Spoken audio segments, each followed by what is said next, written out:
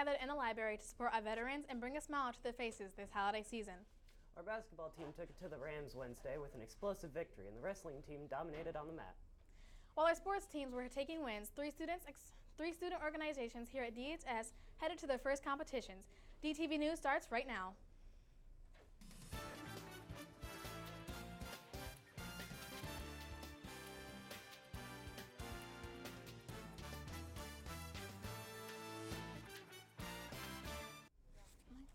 You may have heard of the Valentine's for Vets project, but now Ms. Palso has a new way of bringing cheer during this holiday season. Good afternoon, Davison. I'm Haley O'Connor. And I'm Merritt Combs. The small gesture of putting together a holiday card can go a long way and make a veteran's holiday season that much more special. Isaac Melton joins us in the studio for the full story. Isaac? Thanks, guys. Around 50 students showed up in the library last Thursday to help U.S. veterans have a happy holiday. Crafting a little Christmas cheer is what Davison students are all about this Christmas season. We're making holiday cards for the veterans. They do this usually for Valentine's Day too, which we're going to do again this year.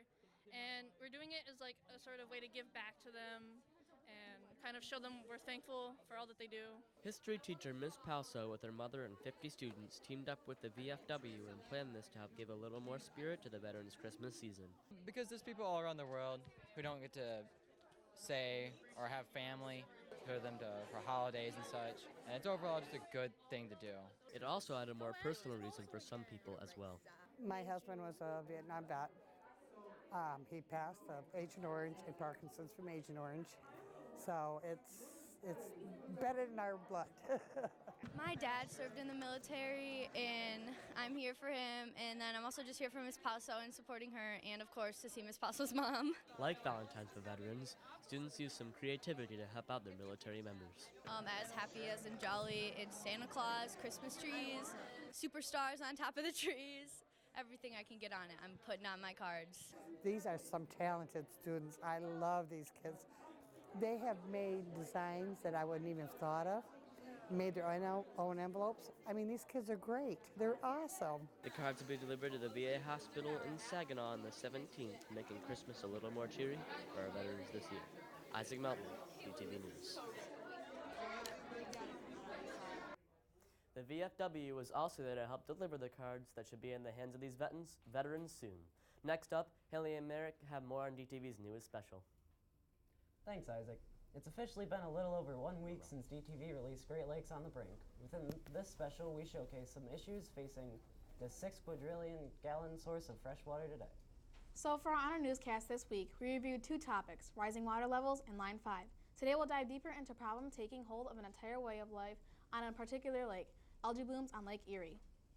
No one's here. No one's on the water. Summers on Lake Erie are meant for fun with family on a boat or swimming, but now, when you touch the water, We'll definitely gonna wash our hands when we get inside. things have since changed. This is Kelly Jacobs, a homeowner on Lake Erie and the mom of a 4-year-old son who is partly the reason for buying a lake house. So we can't have little ones, you can't go swimming in it. Probably really shouldn't be on, jet skis, fishing. We have great walleye around here, but you're not gonna wanna catch and eat it. Actually, this summer we sold our kayaks just because we knew we couldn't use them. At the height of every summer, these giant algae blooms sprout out and make it impossible to teach her son how to swim. Ricky Becker, a professor at the University of Toledo, is studying these algae blooms. Powered by fertilizer that runs off from farmers' fields into the watershed, the algal bloom this year in Lake Erie grew to over 700 square miles, making it one of the worst blooms yet.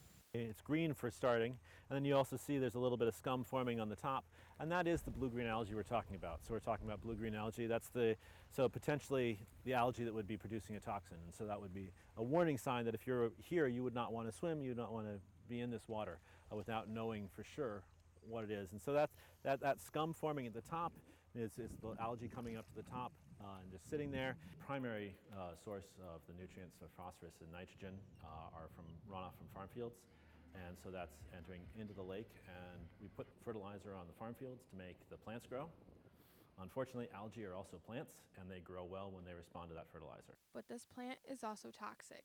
As it sits in blooms, toxins are getting dumped into the lake, which makes it dangerous to use the water. We've had different years with different magnitudes, and so worst is kind of hard to define, because worst can be largest, worst can be most toxic. And that is exactly what happened in 2014. Toledo had a major water crisis from this algae bloom.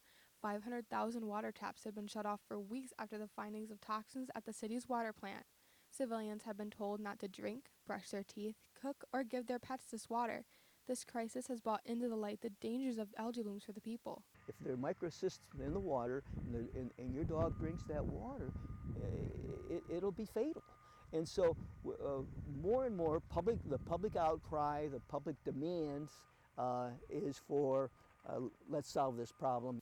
But to solve this problem is more than some are willing to do.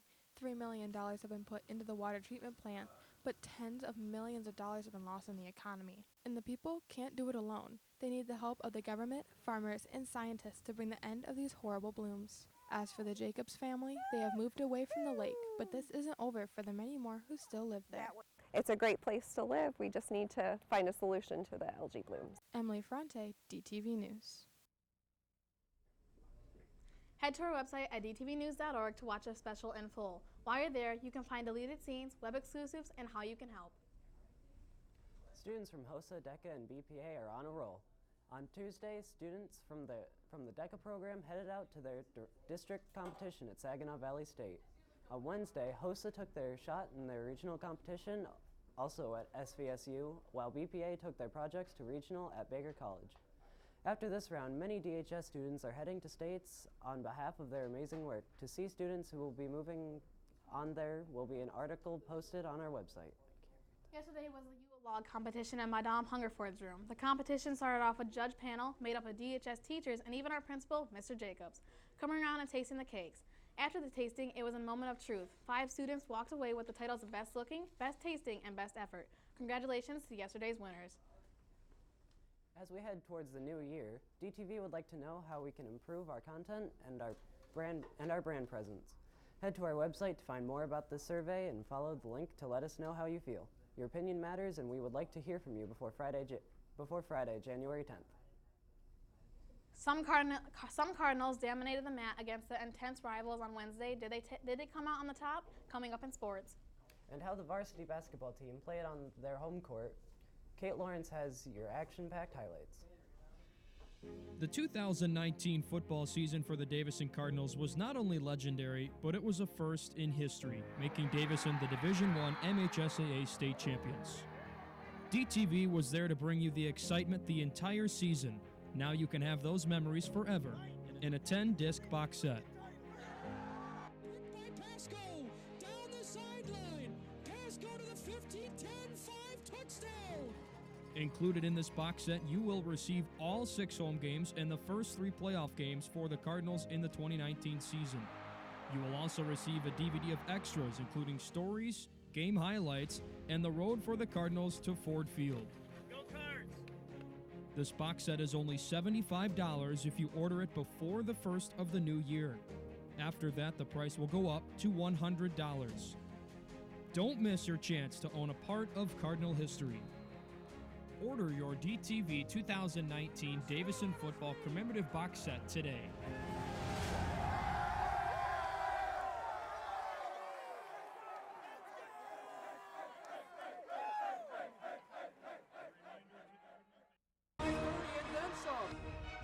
Davison is going for the upset.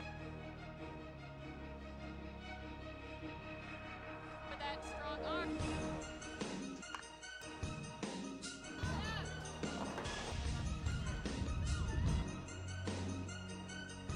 The wrestling team hit the mat Wednesday night and took down a tough opponent. Good afternoon, Davison. I'm Kate Lawrence. Davison faced off against the Brighton Bulldogs and won 38-29. The Cardinals are currently ranked 13th in the nation, with the Bulldogs coming in at 17th. Senior Jay Nivison says this matchup could shape up how the season plays out. It feels pretty good. We've been looking forward to this for a while. It gives us a lot of confidence, especially going in to the regular season. This past duel will benefit us a lot for the rest of the year, and then going on to CC, I think it helps a lot when it comes to confidence.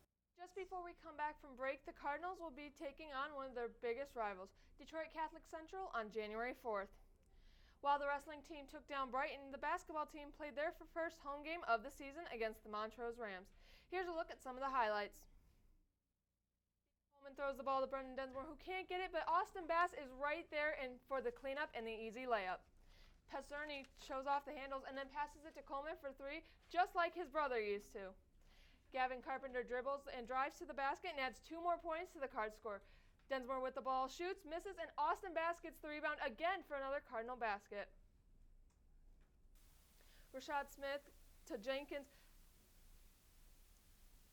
Back to Smith for an easy layup.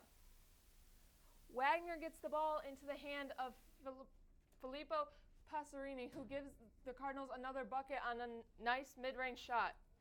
Now we have Austin Bass showing off some team chemistry with the give and go on a backdoor cut to give Bass the easy lay-in. The Cardinals would go on to win 60 to 38 on an impressive debut at home. Great job, guys. The boys varsity swim team took it to the top with a double win. The Cardinals took first against Bay City Western 100 to 80 and 134 to 39 against Carmen Ainsworth. Will Hartman took first in the 200 free and 500 free, and Calvin Speedwalk in the 50 free and 100 back.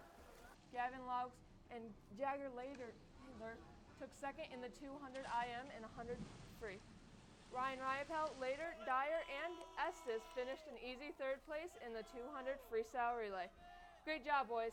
On Friday, January 3rd, the Cardinals will be back in the water at Saginaw Heritage. Tonight, our boys and girls basketball teams will head into their first home doubleheader of the season. The girls will face the Chargers at 6, and the boys will tip off at 7:30. Tomorrow, the hockey team will be skating on home ice against the Tri-Valley Saginaw Titans at Dordt Federal. The puck drops at 2. Good luck to all of our teams, and go Cards! Hey, Jill, how's the weather looking for our first weekend of break? Well, Kate, let's take a look. Hi, everybody. I'm Jillian Tate. All right, so today we are at a high of 42 and a low of 23, and we've had a lot of sun all day. And then tomorrow going on, we're going to have a lot more cloud coverage. We're going to have a high of 40 and a low of 26. Then moving on to Sunday for our first weekend, we have partly cloudy, but a high of 49 and a low of 31. However, then we move on to Monday, which is the day before Christmas Eve. It's mostly cloudy, and we'll have a 51 and a low of 36. So unfortunately, I don't think we're going to have a white winter Christmas. I think we're going to have a green Christmas. Moving on to Tuesday, this kind of helps me back up my theory because we're going to have partial clouds with a high of 52 and a low of 31. So we're probably going to have a muddy Christmas, and, we'll miss it, but I'll send it back to Merrick on the desk. Thanks, Jill. Getting white cords at graduation is a big accomplishment. To have that kind of experience on your resume, the guidance office has what you need. Along with community service options, they also have scholarship connections to make your wallet a little less worn come college. You can also find these guidance office opportunities on our Student Life tab. Just go to dtvnews.org, click on the tab, and see what awaits you. While you're there, you can stop by our latest stories and articles about things happening in Cardinal Country. The website isn't the only way to stay up to date on what DTV is up to. Check us on our social media for our daily updates on Davison happenings. That's DTV News on Facebook, Snapchat, and YouTube, DTV_official on Twitter and Instagram. While you're on our Twitter page, check out DTV's Choose Poll. On Monday, we asked what you preferred. Do you like gingerbread or plain sugar cookies? Old-fashioned sugar cookies came in a hot winning 89% of the vote, while gingerbread only got 11%. Hopefully you can enjoy those sugar cookies by a nice warm fire during the holidays. So you guys, it's finally the start of winter break. Thank goodness. Yeah, if I was a smart person, I would catch up on studying, but I'm not a very smart person, so I'm probably just going to sleep in.